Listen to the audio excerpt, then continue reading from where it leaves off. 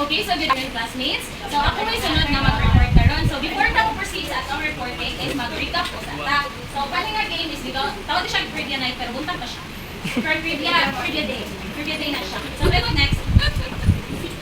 Okay, so ato ang game rules is ma-divide mo into 5 groups. But actually, lima naman yung karo. Pwede mo ko aling upat na buhok babae sa likod.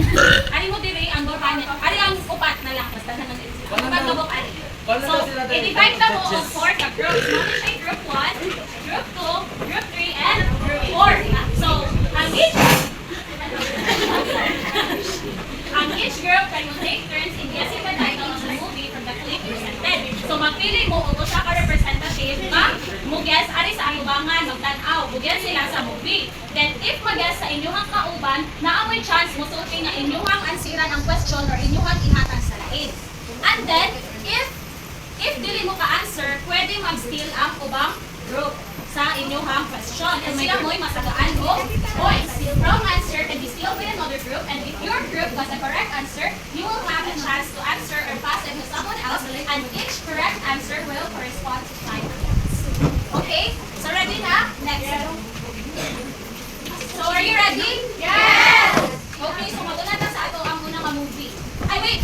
Minute, one second, sir, representative sa group 1. Halika! Ako na rin ni Sherry.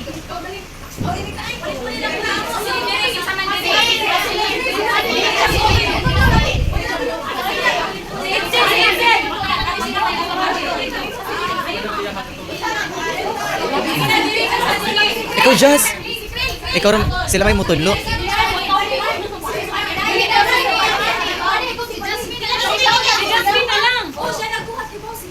Go, Jazz! Jasmine na lang! Okay, so, ato bang ramo ali ha? Ate Sherry, bantay higit dito. So, ang inyong buhaton, humnon o sa ang clip. And if mahuman ang clip, mukha tra ko, 1, 2, 3, go, mag-isa na mo sa inyong kauban. Isip mo na, siya mo ay buhatan sa title. Okay, ready na? Okay, so after ninyong upat, kailangan na sa memorize ha?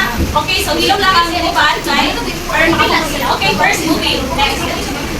So, Pinoy Movies Edition sa natin.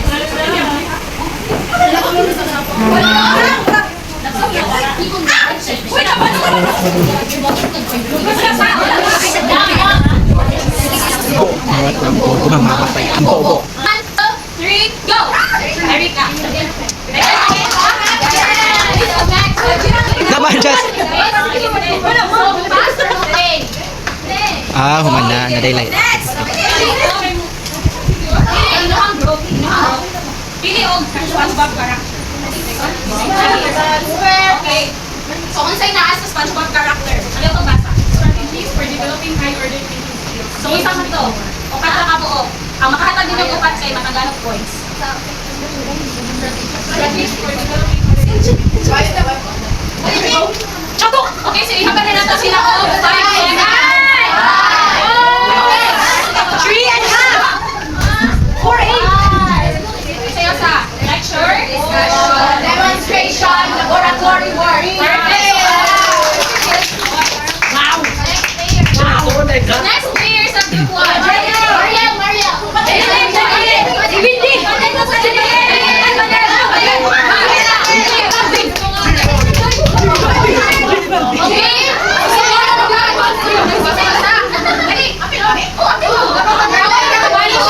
Akala nyo ba exempted kayo? Akala nyo ba? Okay.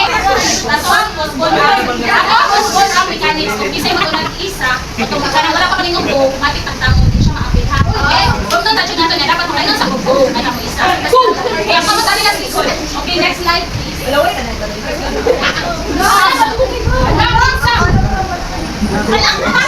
Nandun sa piling ko. Mas bibi ko ay! Ala! Ala!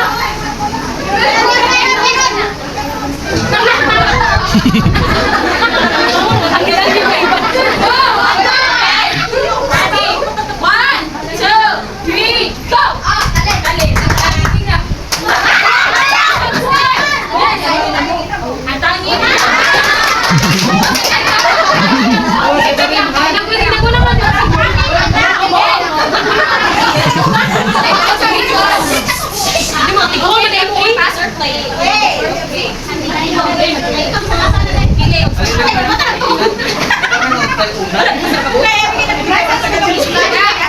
Basta ka! Classification of... So, sa mga different classification of devices? 5, 4, 3, 2, 1. Okay! Sige, isa. Isa rin ni gas, ganiha. Talin. Crystalline. Isa lang kung ano na. Now may chance mo yung skill basic classification of devices. Halika! Sige, dali na ano, sige mobile. Okay, so ato na get awad nga. Okay, ang mga na diri Maria. Pag-inom naman. So kung kinsa may makatagan sa movie sila may answer aning classification of devices. Okay, ready na? Ready na kung tulo? Ready. Okay, next. Para sa isa ka, pamasalin mo. Hello mo dira ha. Bono mo.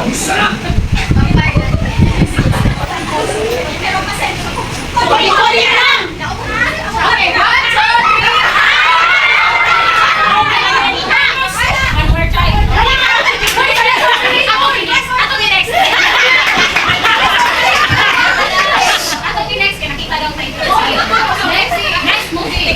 Sabi nyo. Wala ka balungan na.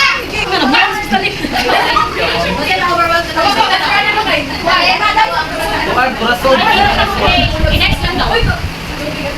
Tuligat lang yun. Ang totoo, sinabay na makilabas kita. Next na. Nagunahan ko ato.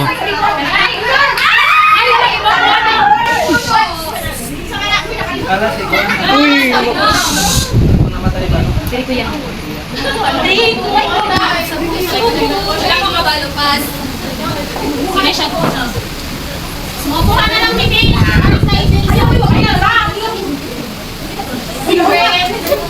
Pandem lagi kuya. Okay,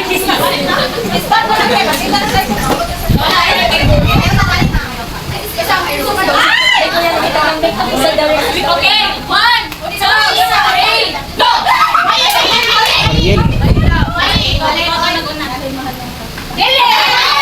Dahil mahal, na mahal kita ato ba? Sakto mo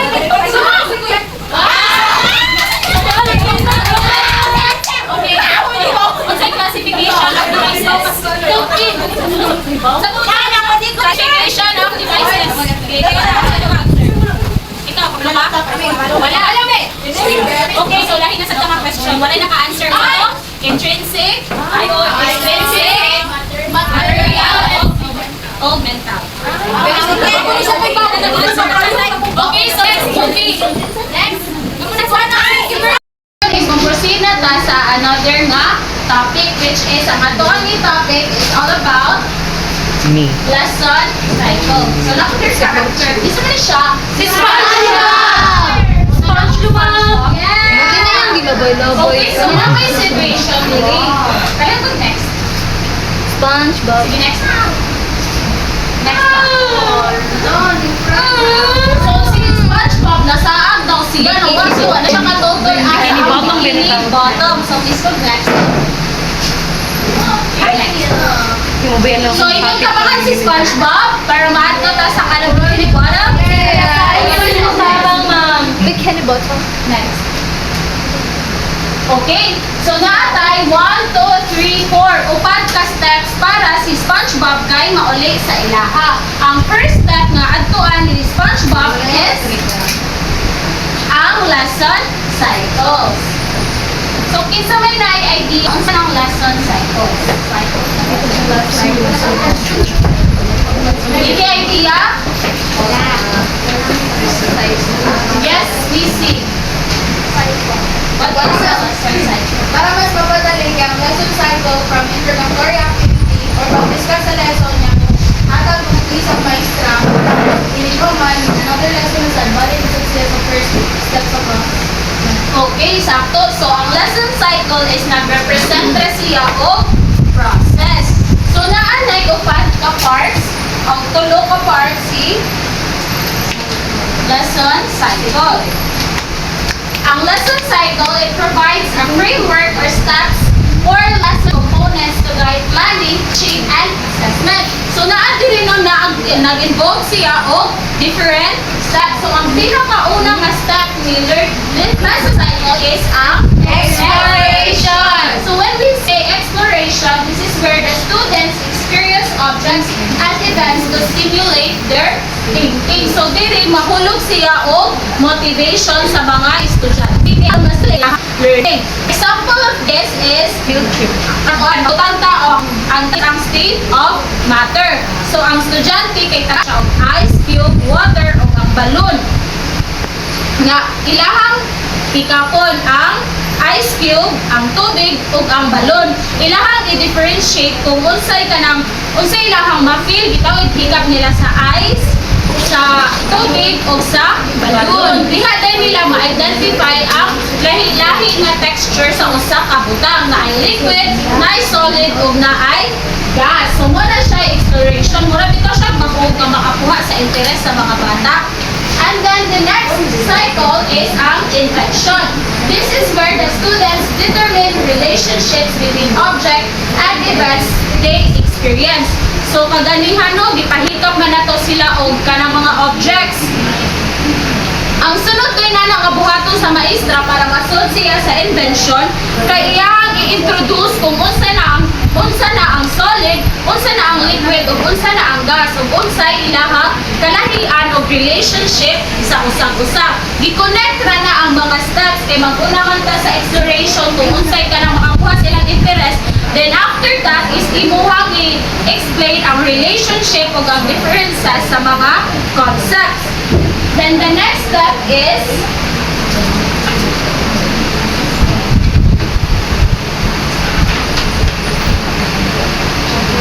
the last step is application. So this is where the students apply knowledge of a given concept or principles. This phase permits students to generalize their learning, thus reinforcing new acquired knowledge. So ang ilahang nakatunan nga lesson kay ilahan nang i-apply into either real life situation. Another example is sumpay ra gihapon nato, di ba? Gihatagan na og meaning ni teacher ang solid, liquid ug gas differences. Karon abot sa application kay ang students kay pabuhaton sila og other example sa solid, liquid o gas. Diha nga time na apply na nila ang ilahang knowledge regarding sa imuhang topic. So, naman, kung sa ito ang tulo ka buong lesson cycle, pinakauna, Application. So, muna siya ang learning cycle. So, kung maaari po ang 5E instructional model is pariha ni kang lesson cycle. Ang kalahian lang is na ay duha nga napuno. Mas i-elaborate siya o mas kanang specific. So, ang pinakauna sa 5, ako pang-iirog si SpongeBob. So, humana siya sa lesson cycle. This is next. Okay, so nirog na siya siya sa ikaduhang, hapit na siya, maabot na siya sa ikaduhang spot, which is ang 5E instructional model. So, ang pinakauna is pareha kang class is exploration. Ang mag-una, kaya sila ni-engage kay mag-stimulate sila sa learning activity. So, ano ta sa topic nga pareha po katong state of matter. So, kay imuha silang pahigapon og mga objects nga lahi-lahi o texture nga imuhang pataganon kung unsa ni siya.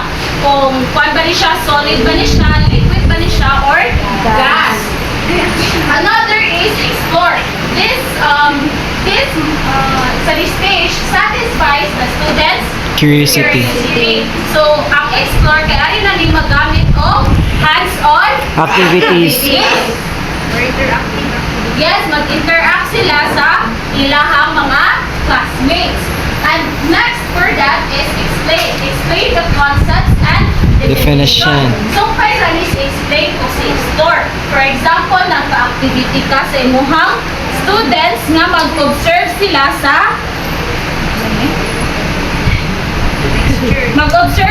sa object na ilahang i-record ang changes. Di mangutanan ay ka nga unsa man ka unsa may kausaban mo na siya sa explore kay nagamit man sila og mga hands-on activities. Kung mo ingon po ta nga explain is di ba naka-answer na ang mga estudyante nga imuha din ang explain ang ilang answer. Kung sakto galing na ilang answer, imuha lang mas i-elaborate. Imuha siyang mas, karabitong himuong mas sayon sabton. And then, if sayo ang tubag sa bata, imuha siyang i-correct ang misconception. So, ano na masod si explain. So, pangutanong ta mo si explain, nasa ni nasod sa lesson 2? Sa lesson 5. Abstraction. Explain. Abstraction.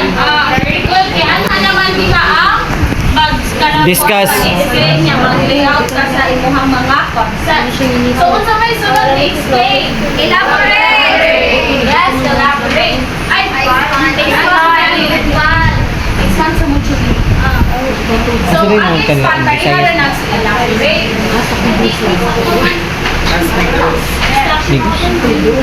Si expand is discovering new applications. Ano na dayon siya magamit ang kanagitong pag-apply sa knowledge. Kung sa lesson cycle pa, maunay si application.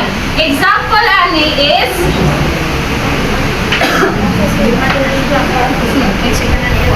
pag-mix ang mga student og cornstarch og tubig. Di ba, mura man na sila mulapot. Gabantay mo ng cornstarch na og inyong kumuton kay mo solid. Hindi na ganyan mo siya kumuton, mahimo siyang liquid. Mahimo siyang liquid. So, dihada yun kay na-experience sa mga bata, muna na siya, gitawag na to og expand. Yung pwede po kang mangutana din ha kung based sa ilahang experiment o sa ilahang na-observe para if sakto ilahang tubag, meaning naminaw jud ang bata ang kabalo sila sa ilahang gibuhat. And lastly is evaluate.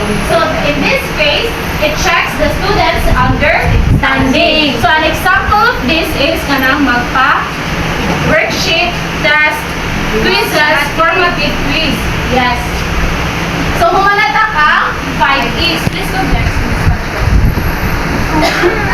So gamay na lang. Diba na lang. Ang sabihin ito ang 5 is? Evaluate. Expand. Evaluate. Ang sabi pinaka-nag-una? Engage. Ang kinalasan? Evaluate. So, ano napunta ni 7E instructional model? Di ba pari-parihan naman silang tulo pero ang kalahian lang dyan nila is 9 na puno na ay nakuha. So, ang pinaka-nag-una kang 7E is ang illicit. So, ang illicit is the first step that serves as interest or motivator. Sa 5A pa, o sa illicit? Si Engage. Oh, pero ang natin kay mura bitaw siya karang siya mo'y pinaka-naguna kay kanawa sa sunod na paman siya engagement. Ang kalahian lang nila kay for example, ang illicit, mangutana si teacher na wala pa siya gigamit ng mga kanang butang. Mangutana na siya nga, what happens when you leave an ice cube in the sun? Sumutubag ang bata nga malanay ma. So, anhamin mo mahibawan. Mura bitaw siya o kung sa'y tawag yan na sa evaluation, placement. Mura siya o placement mo. Then after that is mag-engagement na ka. Anhan na dahil ma-build ang curiosity. Maghatag dayon ka o kanang imong pasagdaan ng bata nga mo-predict bitaw sila kung unsay mahitabo sa ice cube kung kung imuha siyang ibuwad sa init. So kung ari mo tamang exploration parihara sa 5E, maggamit ni siya og hands-on activities. Pero guided siya sa teacher. Next is explanation. This is where again the students share their discoveries and teachers introduce relevant concepts or correct the misconception. So parihara ni sila, di ba? Ang sunod ni explore sa 5E kay Explain. Explanation. So next ana is elaboration. So just like the 5E model, this is where the students create connections between new concepts and real-world experiences by applying them to a new situation. Ilahan na sa i-apply ang ilahang learning. Next is evaluation, kung imuhang i-assess ang imong students' knowledge and provide feedback on their performance. And lastly is extend, where the teachers give additional activities to the students related to the topic. So, ang extend, nasa rin yung part? Assignment. Assignment. Nasa application, assignment. Kaya di ba, para makag-evaluate, sunod ang is mag-extend na dahil ka. Di ba, ang Mastery. Mastery sa learners and dependently. Kaya wala naman ay guidance sa Teacher. So, kaning 7E is nakahinomdom mo sa lesson plan kang mabayani. Nabantay mo ato yung procedure na 8F. Mo ni si 7E ang gigamit. Ang kabantay mo, kapilang mo sige explain. Mo na siya mataas kaayo 7E ang gigamit ni ma'am. Ang gigamit ni Ma'am Mata kay katong 5 minutes. So, again, ang sige ito ang ato ang gitopic karon. Lesson cycles. 5E's and 7E's. So, humanaman ka sa 7E's is si SpongeBob na abot na siya sa bikini bottom. Next. Wala pa tayo mo, abli na ko. Pero abot na si SpongeBob.